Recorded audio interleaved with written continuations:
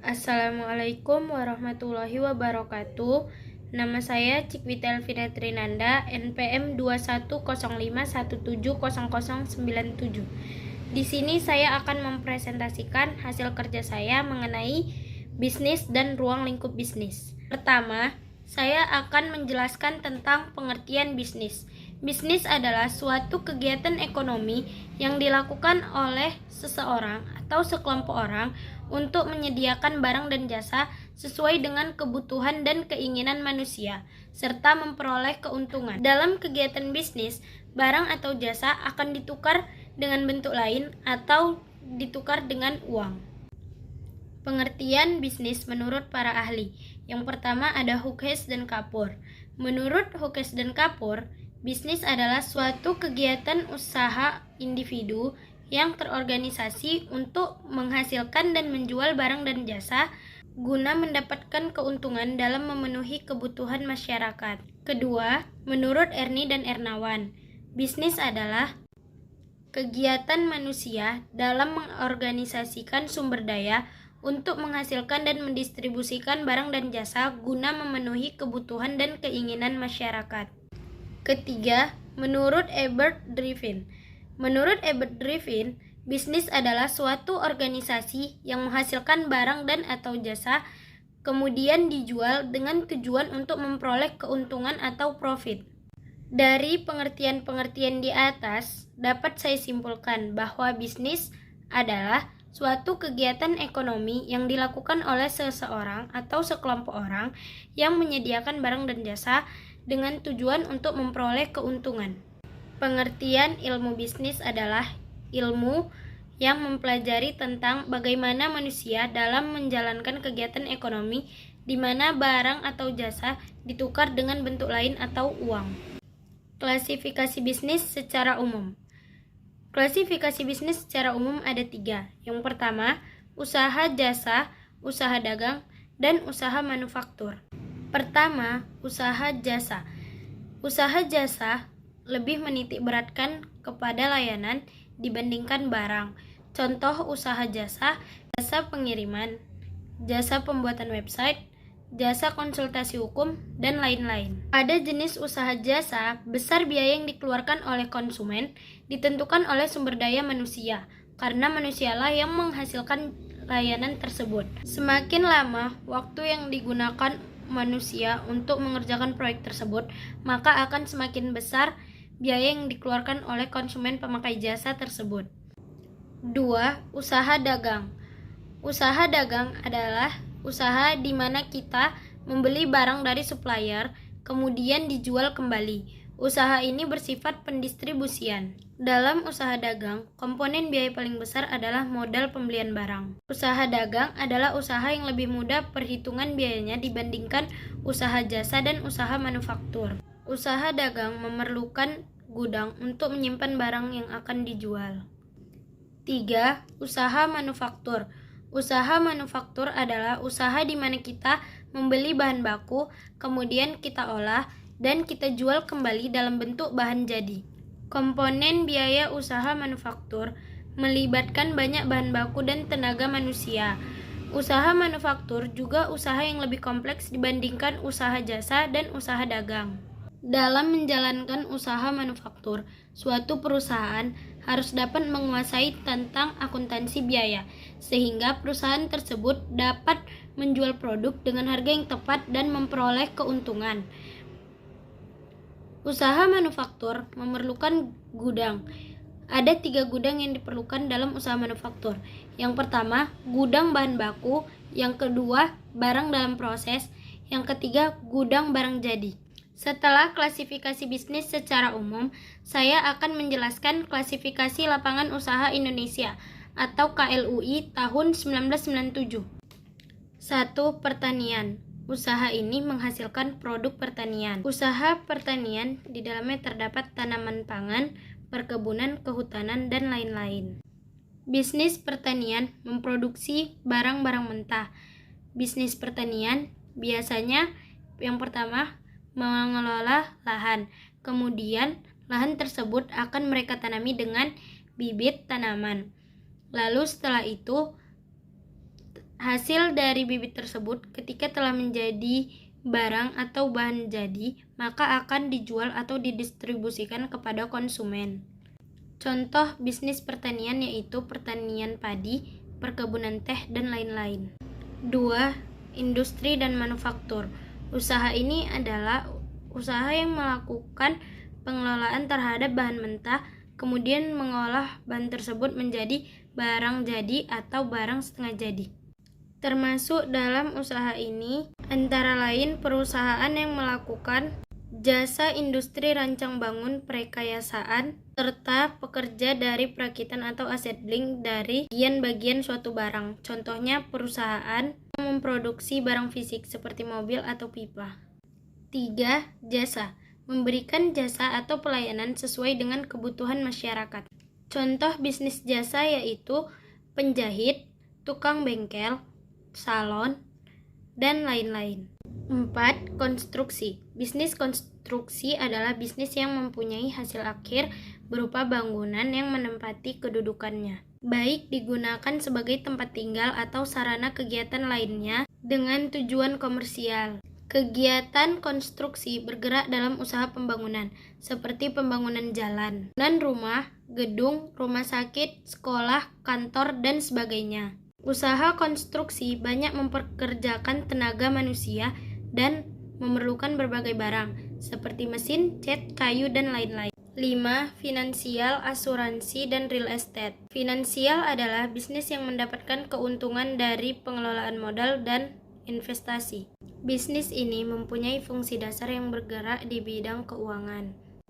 Termasuk dalam bisnis ini adalah lembaga perbankan dan bukan perbankan. Usaha ini tidak akan berkembang jika tidak didukung oleh lembaga perbankan. Lembaga perbankan adalah lembaga yang menyediakan kredit, layanan, serta fasilitas yang dapat memudahkan pelanggan dalam menjalankan suatu transaksi. Contohnya yaitu finance atau pengadaan kredit, bisnis asuransi, simpan pinjam, pegadaian, dan lain-lain.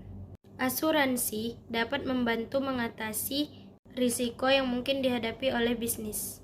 Real estate, bisnis yang memperoleh keuntungan dengan menjual, menyewakan, dan pengembangan properti rumah dan bangunan.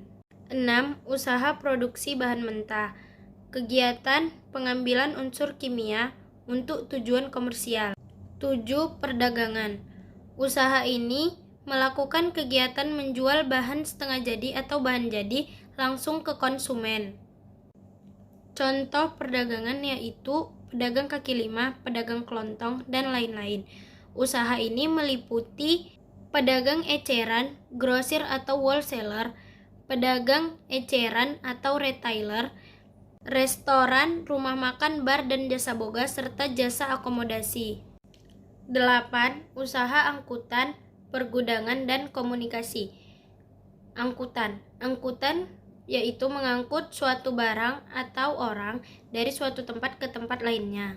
Pergudangan, menyimpan sementara barang-barang milik orang lain sebelum barang tersebut dikirim ke tujuan akhir. Komunikasi, transformasi informasi dari seseorang ke orang lain dengan menggunakan bahasa, suara, gambar, kode, atau lainnya. 9. Usaha yang dilakukan oleh pemerintah. Usaha yang dilakukan untuk mengatasi hajat hidup orang banyak. Contoh usaha yang dilakukan oleh pemerintah yang pertama yaitu PDAM, PLN, serta PT Garuda Indonesia. Tujuan bisnis secara umum yaitu profit, pengadaan barang atau jasa, kesejahteraan bagi pemilik faktor produksi dan masyarakat, full employment, eksistensi perusahaan dalam jangka panjang atau waktu yang lama, kemajuan dan perkembangan, dan yang terakhir prestis dan prestasi. Kemudian ada tujuan bisnis perusahaan dalam jangka panjang. 1. Market standing, yaitu penguasaan pasar.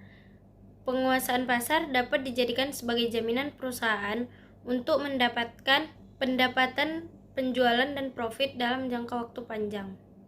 2. Innovation, yaitu inovasi dalam suatu produk, barang atau jasa, serta inovasi keahlian. Tujuan bisnis dalam inovasi ini yaitu untuk menciptakan nilai tambah dalam suatu produk. 3. Physical dan financial resource, untuk mengembangkan sumber daya fisik dan keuangan, sehingga dapat membuat perusahaan semakin besar dan semakin menguntungkan. 4. Performance dan development, yaitu pencapaian organisasi dalam bidang operasional. Untuk dapat mengelola suatu perusahaan dengan baik, maka diperlukan berbagai keahlian dan kemampuan dalam bidang profesinya.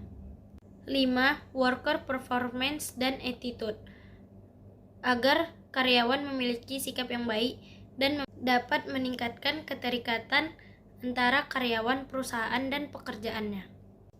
6. Public responsibility, yaitu tanggung jawab sosial, seperti memajukan kesejahteraan dan menciptakan lapangan kerja bagi masyarakat. Sumber daya bisnis. Sumber daya bisnis ada 6.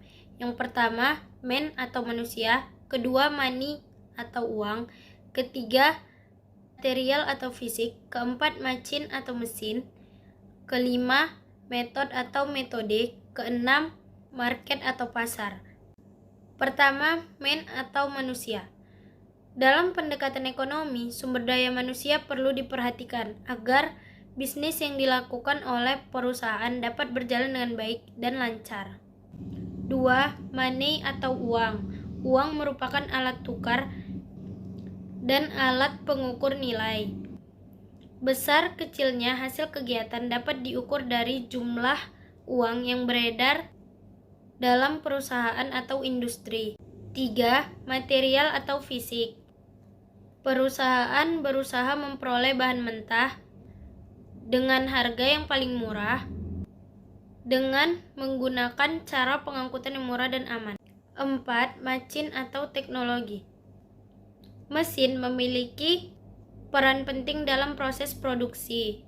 Setelah terjadinya revolusi industri, dengan ditemukannya mesin uap, sehingga banyak pekerjaan manusia yang digantikan dengan mesin. 5. Metode atau metode. Metode kerja sangat dibutuhkan agar mekanisme kerja berjalan efektif dan efisien. Metode kerja yang sesuai dengan kebutuhan perusahaan, baik yang menyangkut proses produksi maupun administrasi, tidak terjadi begitu saja, melainkan memerlukan waktu yang lama. 6. Market atau pasar. Memasarkan produk memiliki peran yang sangat penting. Sebab, jika barang tidak laku, maka proses produksi akan berhenti.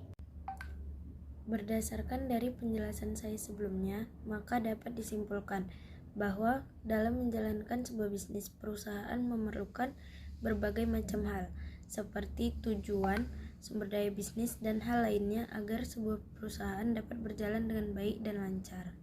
Dengan adanya sumber daya bisnis yang baik, maka sebuah perusahaan dapat mencapai tujuan perusahaan tersebut, serta perusahaan tersebut dapat menciptakan nilai pada produk yang dihasilkannya. Perusahaan menggunakannya untuk mengembangkan strategi diferensiasi dan kepemimpinan biaya.